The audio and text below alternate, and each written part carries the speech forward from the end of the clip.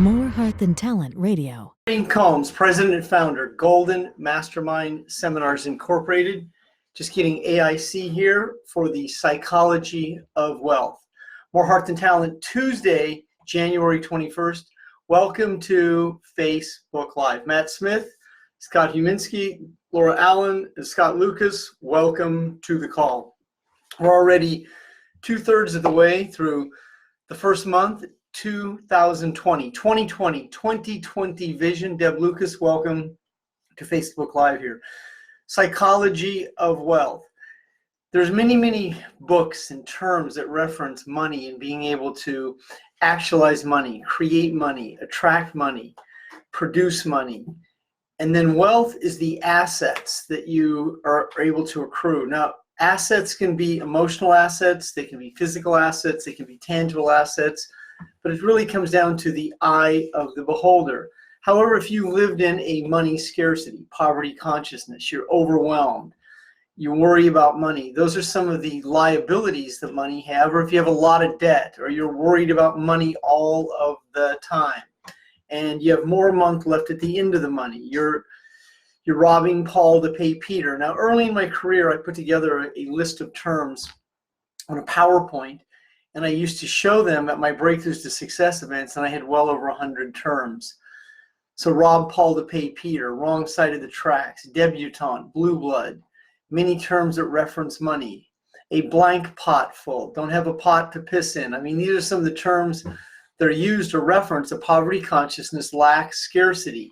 Now, a wealth consciousness means that there's an endless supply. There is no end to your ability to create. So money requires creativity and innovation. A job will pay you what a job is worth. Some jobs are worth a lot. In free enterprise, in real estate investing, network marketing, direct sales, coaching, branding, speaking, intellectual property, owning your own business, owning a franchise, being a broker, being a wealth planner, being an insurance agent, being an insurance broker. I mean, there's many ways that you can create the good life. Now, you're going to require a certain amount of money. Money also does not give you peace, and the lack of money can also cause you not to have peace. It's going to be your responsibility, the ability to respond, to be comfortable in the creation of. So there's where money really, you start to break down money, the creation of, the creativity, the innovation, my ability, the reflexes. Now the system, the agenda, which keeps you in a poverty consciousness, overwhelmed, scarcity, worried about money, where you're quietly tiptoeing through life, overwhelmed with the paying interest on money that doesn't exist. That's the debt cycle. And then the debt cycle can also lead to the pharmaceutical cycle, because if you have high blood pressure, if you are overwhelmed, if you're anxious, panic attacks, can't sleep at night because of your debt, can't see yourself getting out of debt, have a lot of debt, have liability debt, have school loan debt, have debt on top of debt, credit card debt. And what I have found in 2019 and 2020, I've never encountered more people that have maxed out their credit. Now, I've been a success coach, a brander, a speaker. I've owned businesses for well over 35 plus years. Now, I remember in 2008 and 2010 how there was scarcity and there was a lot of debt, but I've never seen more debt right now than any time. Now, our economy is flourishing. In last year's market, I made over 6 figures on my investments alone using a fee-only broker, Zhang LLC, out of Portage, Michigan. They are an absolutely top-tier broker. And so it's very important you start to understand how to create commerce, the transactions in free enterprise, so you can attract and create what the free market will bear, where there are no limitations. Now, if you feel limited, anxious, overwhelmed, well, that's what this call is for today, or this live is for today. So looking on the syllabus, here are the bullet points on the call. Prosperity mindset, money goals, and then there are your career, your relationships, your debt, your health, and prosperity consciousness. There's a book by Catherine Ponder. She was a Unity minister in Palm Springs, California in the 60s, and she wrote a groundbreaking book in the 60s called The Dynamic Laws of Prosperity. She wrote a companion book then called Open Your Heart to Receive.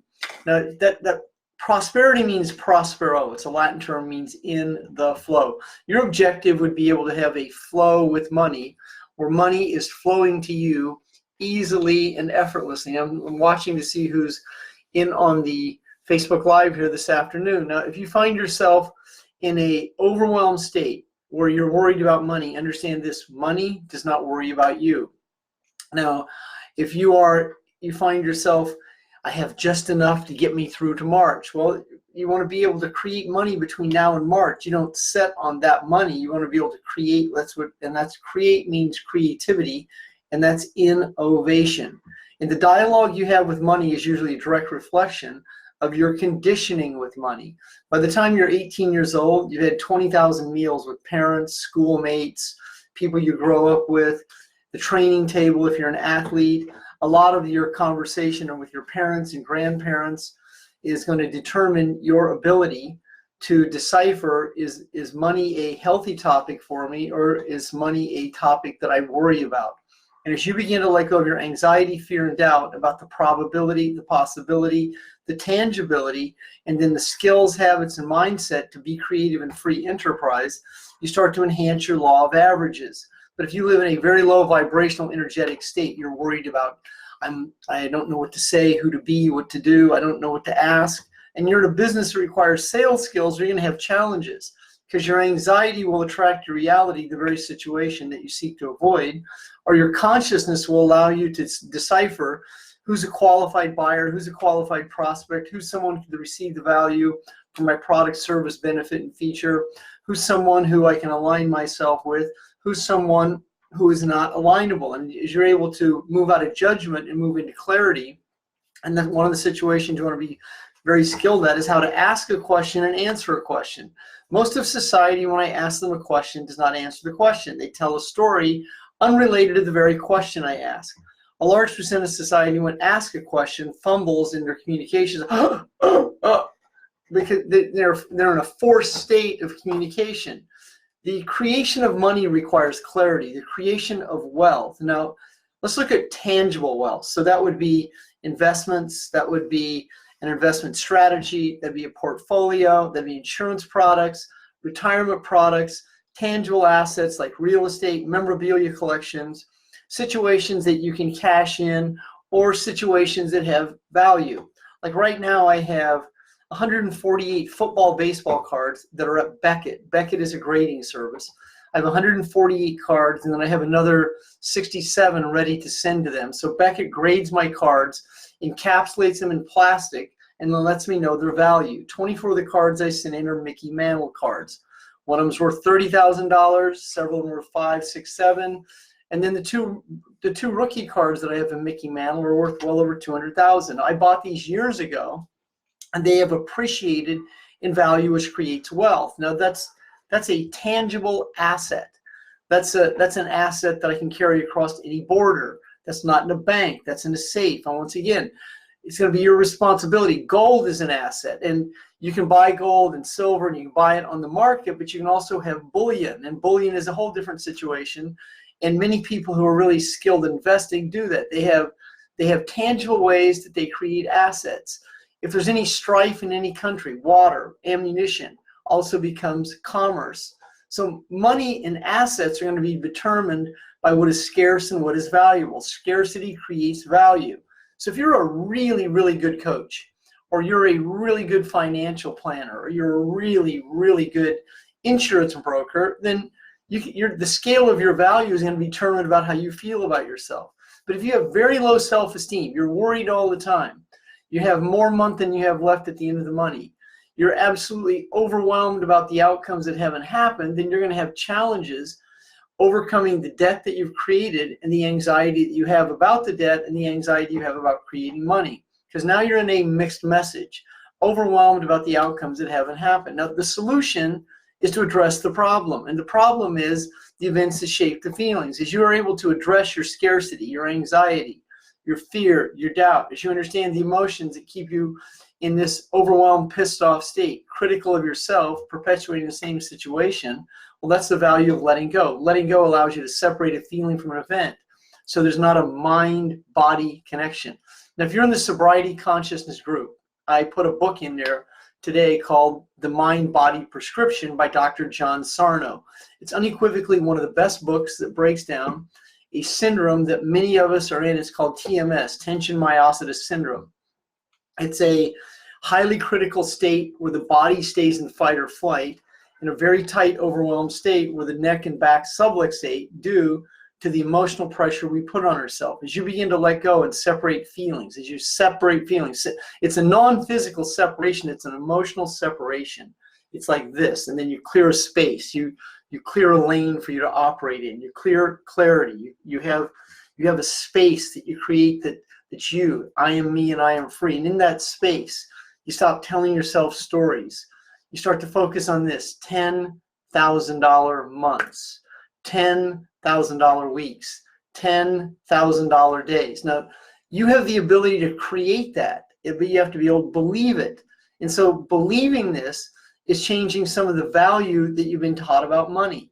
If you don't value money, and if you don't believe that money can enhance your life, and that you have guilt about money, you're going to have challenges being able to create it. Now, reality is you require at least $20,000 a month in any kind of business with low overhead to be able to start to liquidate debt. So liquidating debt comes from profit.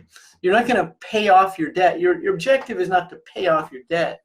It's to let go of your anxiety and the conditions that created the debt, and then you begin to liquidate it in increments at a time. And that is done with profit dollars. It is not done by borrowing more money or moving your debt around or moving your money over to this card that has no interest. I mean, I understand some of the cards have 28%, but it's going to be your responsibility, meaning your ability to respond. And when another situation, I see a lot of people, well, I can't have a job, I'm psychologically unemployable. Well, that's freaking great, dude. But if you also can't produce a business and you tell yourself you can't have a job, but you can only live on debt for so long, the debt cycle will absolutely chew you up. School loan debt, liability debt, mortgage debt, car debt. I mean, all the situations just absolutely chew you up. Insurance debt, all of the above.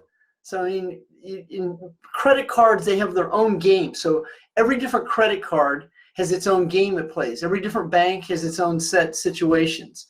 So even in e-commerce, even though I believe that I'm only processing 2% on the points, actually, when I really started to understand how e-commerce works several years ago, different cards have different rates even when I process them. I was led to believe that a certain transaction at point of sale is only 2%, a manual is 4%. In reality, different cards can be up to 6 or 7% when I'm processing them and I understand money. And when I started to understand my statement and really understand how much money was coming out of my account for processing instruments of debt, it was amazing. So I started to even move into a different context of it. Now, I'm 63 years young. You evaluate how young you are, and you require a plan for retirement. So what you want to be looking at, whether you're 30 or 40, is you eventually want to have a plan where money pays you. Either you have a residual plan or your money is paying you on a dividend. So those are assets. Now, I'm right now liquidating some of my car collection because I have a couple of cars that are worth money that I don't really get the value out of anymore. And I have a very, very good portfolio that is creating money for me. So my cars are not appreciating. Oftentimes a car is a depreciation. Even though it's a classic car, it scales up to a certain amount that it's not going to appreciate anymore, because even though it's a scarce commodity, certain commodities don't continue to raise in value. But the portfolio I have is continuing to raise. So that's what a good investor starts to understand, where to move their money to create the greatest value. And then a business owner who's comfortable with self, that's you. Say, I am comfortable with myself.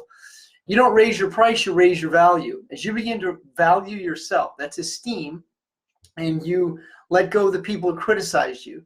If you live in a flinch state like this, and you have challenges in your sentence structure with the gaps and delays, well, send me a message, and I'll assist you to let go of this relatively quickly, because you require clarity, a way to effortlessly communicate, coming from ease, letting go of anxiety about outcomes that haven't happened.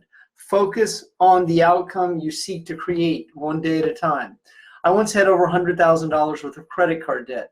For those of you seen with T.C. Bradley, TC put an ad in a newspaper in 1996 that I happened to answer when I was in Los Angeles, California.